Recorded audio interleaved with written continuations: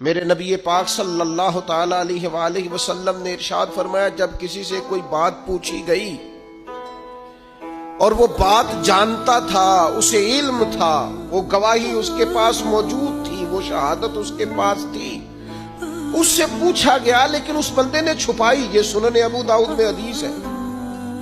اللہ کے محبوب فرماتے ہیں قیامت کے دن اس بندے کے منہ میں اللہ آگ کی لگام ڈال دے گا۔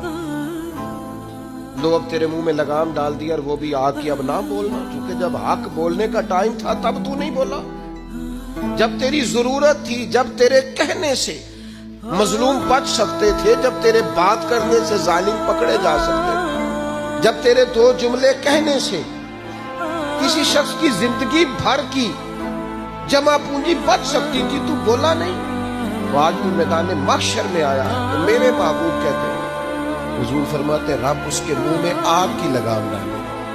اقبال کہنے لگے اپنے بھی وفا مجھ سے اور بیگانے بھی ناخوش، کیوں؟ میں کہتا ہوں وہی بات